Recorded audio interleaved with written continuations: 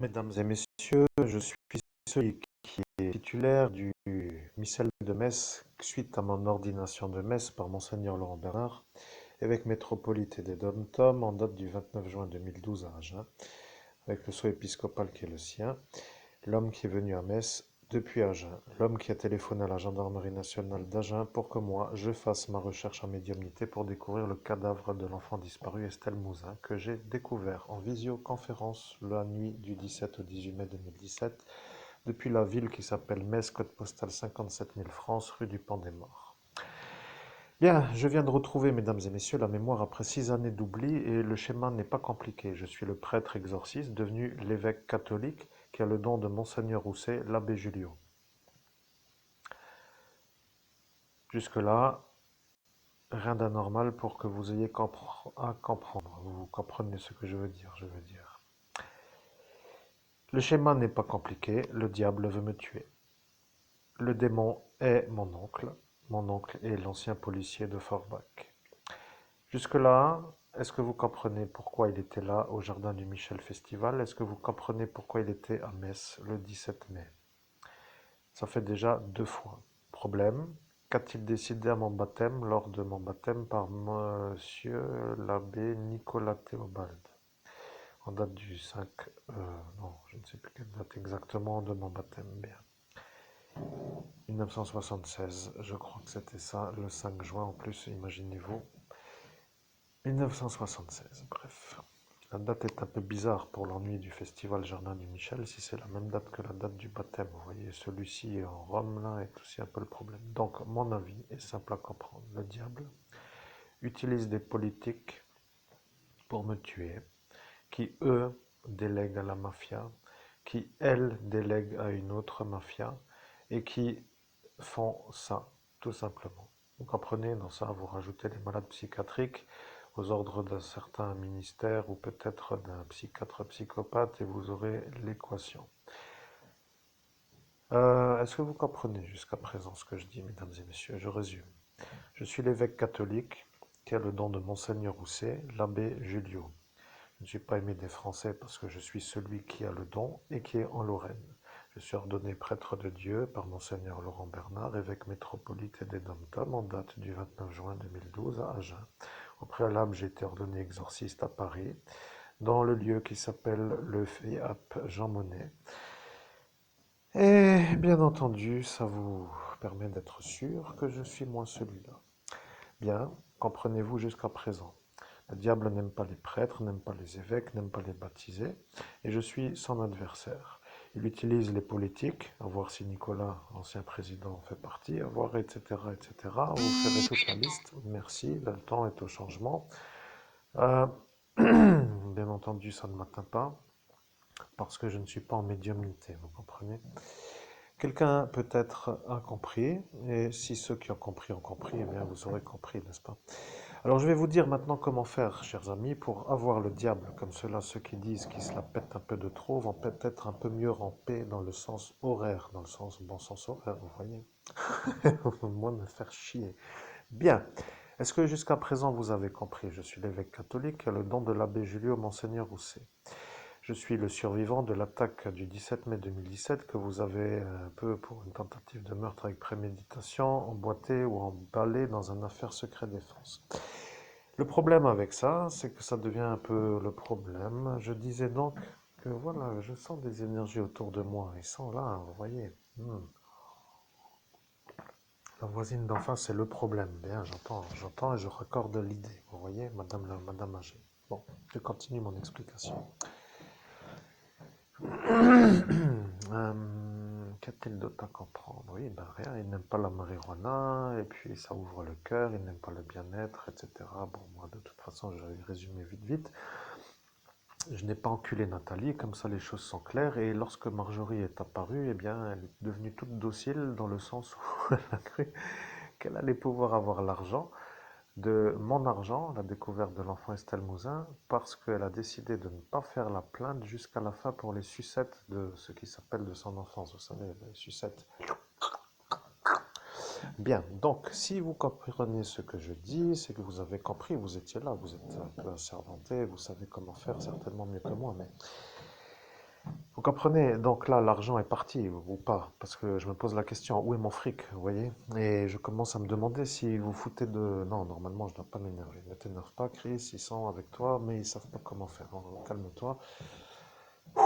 Je dois me calmer parce que des fois, je sais plus. Des fois, vous voyez, à force d'oublier. Donc, ce que je voulais dire, c'est que j'ai retrouvé la mémoire. Le diable veut ma tête et il utilise la politique qui, elle, utilise une certaine stratégie à déléguer à la mafia qui, elle, délègue aux malades psychiatriques. Voilà, faisons comme cela. Et l'explication est claire, vous voyez. Et donc moi, je suis là victime de ces malades psychiatriques au service du psychiatre qui est au service des politiques qui sont au service du démon. Vous comprenez ou pas? Parce que, bon, si vous comprenez, c'est ça l'histoire d'aujourd'hui. Vous voyez, le monde est un peu ça.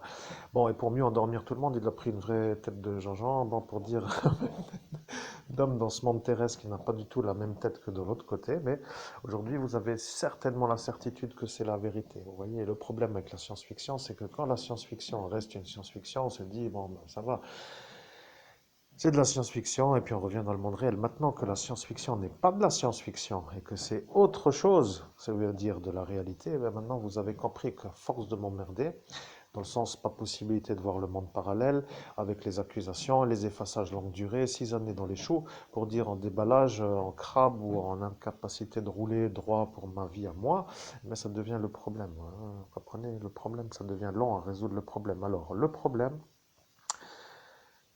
je suis un peu un fouineur dans les registres de la police nationale. Vous savez, j'arrive un peu à savoir certaines choses sans me déplacer. Maintenant, je suis un homme qui dérange tout le monde parce que regardez, euh, ça va chauffer, je précise, hein, ne vous sauvez pas. Je suis à faire une sorte de recherche absolue, regardez.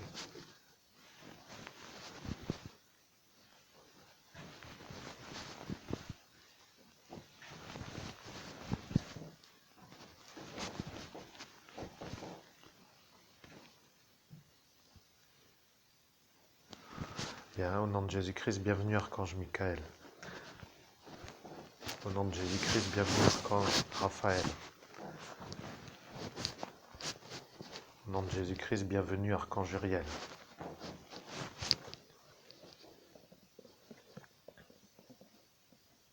Au nom de Jésus-Christ, bienvenue Archange Gabriel. Amen. Vous comprenez, maintenant, la lutte est une autre vie. Vous voyez, le monsieur qui fait des festivals et qui aime s'amuser, faire du sport, piscine, repas, boire, enfin bref, toutes ces choses de la vie que les choses aiment. Bon, un peu piscine pour devenir maître nageur, cinéma, répétition pour devenir réalisateur, photographe, tout ça. Et passer en second plan pour me rappeler le fondamental. Le monsieur m'emmerde, point. Point final, vous voyez. Donc celui-là n'arrêtera jamais de me faire chier. Le problème, c'est qu'il est protégé pour me faire chier. Donc la complicité devient pour moi le problème. Pour pouvoir distinguer qui là-dedans dans ce troupeau n'est pas complice pour compter sur des appuis. Vous voyez, je cherche ça. Bon, maintenant, la vérité est simple à comprendre. Vous allez vite comprendre. Hein. Ça va chauffer pour de bon parce que j'ai besoin de vérifier une chose. Au nom de Jésus-Christ, je suis Monseigneur Christophe Albert, évêque de l'Universelle Fraternité fondée par l'abbé Julio. J'invoque l'entité police nationale pour savoir qu'est devenue la plainte de Josiane Peretz concernant l'affaire sur Marjorie, sa fille. Amen. Je suis l'entité police nationale. Josiane Peretz a porté plainte sur une affaire lointaine. Elle a dit qu'elle a vu que monsieur a fait la chose à sa fille sur la manière où il a eu la fellation lorsque celle-ci était soumise à lui dans son appartement de ce lieu qui s'appelle Loin. Voilà, c'est tout, il n'y a rien d'autre à rajouter. Et le problème, c'est que je dois dire la suite car vous m'avez demandé. Au nom de Jésus-Christ, oui, c'est exact. Vous devez dire la suite car je vous ai demandé. Amen. Je suis l'entité police nationale. Josiane Beretz a fait une plainte qui n'a jamais abouti. Ils ont dit que c'était une malade psychiatrique qui n'arrêtait jamais d'acheter des nouvelles chaussettes, car celui-là qui était son mari avait la manière de maudire des chaussettes qui, pour une sorcière, devenaient un poids dans le monde autre, qui s'appelle le monde parallèle, qui devenait une sorte de torpille à la profondeur. Elle n'était plus vue en tant que sorcière, et lorsqu'elle était en dehors des chaussettes, elle devenait une femme qui n'avait pas été vue comme une sorcière qui a fait des choses choses pour faire des nuisances à d'autres. Elle a été à cet instant vue comme une sorte de harcelée par un double côté, c'est-à-dire les sorciers et les sorcières qui s'en prenaient à elle parce que ces chaussettes qui étaient maudites par le démon ne la faisaient plus voir comme une sorcière qui agissait dans le monde où les sorciers et les sorcières voient. Ce qui veut dire qu'à force d'avoir des chaussettes maudites, elle était contrainte de racheter et elle était vue à cette époque comme une folle qui n'arrêtait pas d'acheter des chaussettes. Sur ce détail, ils ont dit que c'était une malade psychiatrique et que la plainte ne pouvait pas aboutir en raison de sa maladie neurologique, qui n'était pas une maladie neurologique. Voilà, c'est tout ce que moi, l'entité police nationale, a à transmettre. Au nom de Jésus-Christ, entité police nationale, je me déconnecte de vous. Amen. Bien, mesdames et messieurs, vous comprenez, c'est un peu facile pour moi aujourd'hui de faire des conclusions et des chapitrages et des certitudes, vous comprenez? Au nom de Jésus-Christ, je suis Monseigneur Christophe Albert, évêque de l'Universelle Fraternité fondée par l'abbé Julio. J'invoque l'entité police nationale pour savoir qui a violé en date du 17 ou du 18 mai 2017 dans la rue du Pont des Morts de la ville de Metz, Nathalie Missler. Amen. Je suis l'entité police nationale. Nous sommes dans une ville et qui s'appelle la ville de Metz. Votre oncle a été intelligent car il a dit que c'était vous alors que ce n'était pas vous. À l'heure où elle s'est retournée, elle avait vous en face d'elle et voilà qu'elle n'a cru que c'était vous. Elle a dit « Je ne peux pas porter plainte parce que je ne suis pas sûr que ce soit un autre et si c'est lui, je ne veux pas parce que je suis un peu en amour avec lui dans le monde autre. » Ce qui veut dire qu'elle a voulu et qu'après, elle n'a pas véritablement été jusqu'à la fin de la procédure. Ce qui veut dire qu'elle n'a pas agi dans le sens d'une plainte.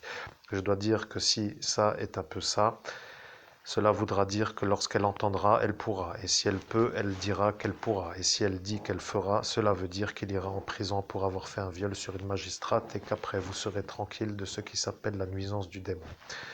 Au nom de Jésus-Christ, entité police nationale, je me déconnecte de vous. Amen. Au nom de Jésus-Christ, aïe aïe, est-ce que j'ai la bonne manière de me déconnecter de l'entité police nationale? Amen. Je suis. Vous avez renvoyé l'entité police nationale, elle n'est plus avec vous, elle apparaît, elle disparaît, elle répond à vos questions telles que vous l'avez ordonné. Mesdames et messieurs, je suis bien heureux de vous retrouver. La guerre continue dans le sens où c'est vraiment ça. Et je ne vais pas mourir dans le sens où ça suffit parce que j'ai compris que c'est ça, la vérité. Merci de m'avoir effacé pour dire pas merci. Et merci du temps perdu pour dire pas merci. Et maintenant que les choses soient comprises, la science-fiction dépasse la réalité, n'est-ce pas? Alors c'est ça, la vérité. C'est tout. Merci, belle journée à tous.